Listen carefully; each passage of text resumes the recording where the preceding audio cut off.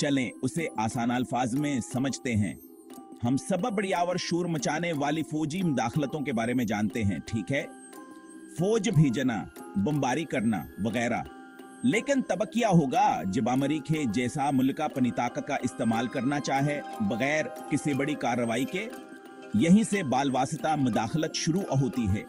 उसे ऐसे समझें जैसे कोई ठपतलियां नचा रहा हो, आप डोरी अंचर रहे हैं लेकिन कोई आपके हाथ नहीं देख सकता।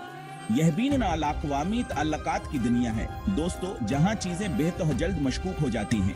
अमेरिका तवील अरसे से आलमी सतह पर एक अहम खिलाड़ी रहा है और इसके साथ मुकम्मल जंग का सहारा लिए बगैर अपनी मर्जी हासिल करने के लिए हुकूमत अमलियों का एक पूरा प्लेबुक है। हम माशी दबाव, सियासी चालें चलने, यहाँ तक के सकाफत को एक आले के तौर पर इस्तेमाल करने की बात कर रहे हैं। छुपे छुपे है ना। अब मैं यह है कह रहा कहा अमेरिका ही वाहिद मुल्क है जो यह खेल खेल रहा है।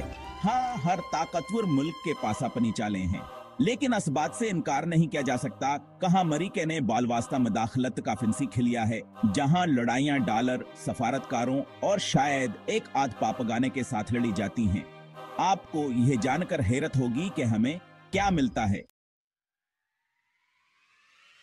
पैसे की बात करते हैं, क्या आप तैयार हैं? क्योंकि बैनुल-अक़वामी ताल्लुकात की दुनिया में पैसा बोलता है ऊंची आवाज में। अमेरिका अपने ताकत का इस्तेमाल करने के लिए जो सबसे मौसर तरीके इस्तेमाल करता है उनमें से एक की माशी ताकत है। इसे ऐसे समझें, क्या आपका कभी अपने छोटे बहन भाई से झगड़ा हुआ है लेकिन आपके वालिदीन आपको असल में लड़ने नहीं देते? आपको तख्लीकी होना पड़ेगा, ठीक है। हो सकता है कि आप रिमोट छुपा दें या गलती से उनके पसंदीदा खिलौने पर जोश गिरा दें। यह माशी पाबंदियां हैं मेरे दोस्तों। फौज भेजने के बजाय अमेरिका किसी ऐसे मुल्क को निशाना बना सकता है जहां इसे तकलीफ हो इनका वालिट, वहां सांसें मंजमत कर सकते हैं, तिजारत को रोक सकते हैं और किसी दूसरे मुल्क के साथ कारनामा मुश्किल बना सकते हैं। यहाँ नहीं माली वक्त की हद में डालने जैसा। याद है जब इराक ने 1999 में कोयत पर हमला किया था, अमेरिका से यूं है जाने वाला था, इसलिए उन्होंने इराक पर रक्ष सख्त तरीन पाबंदियां आयद कर दें जो दुनिया ने कभी देखी थे। मकसद इराकी मईशत को नुकसान पहुंचाना और सदाम हुसैन पर पीछे हटने का दबाव डालना। अब क्या इन पाबंदियों ने वाकई अपने मकासद हासिल किए, यह एक और बहस है। लेकिन इनका यह है कि माशी जंग दूसरे ममालिक के रवैये को तश्कील देने के लिए एक ताकतवर जरिया हो सकती है। ठीक है, तो हमने पैसे के ताकत को देख लिया है, लेकिन आज छिपर उन्हीं सियासी चालों के बारे में क्या ख्याल है? अमेरिका दूसरे ममालिक के मामलात में मुदाखलत की एक तवील तारीख है। अक्सर अनरहनुमाओं की हमायत करता है, जवान है, पसंद हैं, और जिन्हें वह पसंद नहीं करते उन्हें बेदखल करने की कोशिश करते हैं।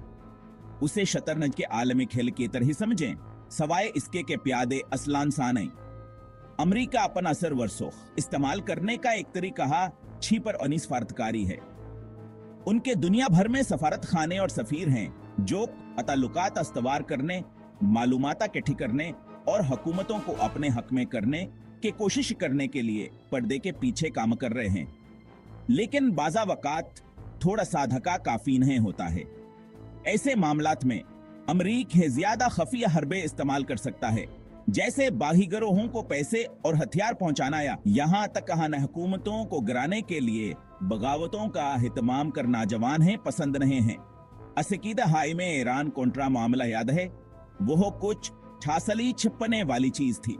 अमरीकी हुकूमत ने खफियाता तौर पर ईरान को हथियार फरोख्त किए, जंग के साथों हासोकत मकमल तौर पर नाराज थे अमरीकी अरगमालियों के रहाई के बदले में। फिर उन्होंने उन हथियारों के फरोख्त से हासिल होने वाले रक को कॉन्ट्रास को फंड देने के लिए इस्तेमाल किया, जो निकारागुआ में सोशलिस्ट हुकूमत को गिराने के लिए लड़ने वाला एक बागी गिरोह था।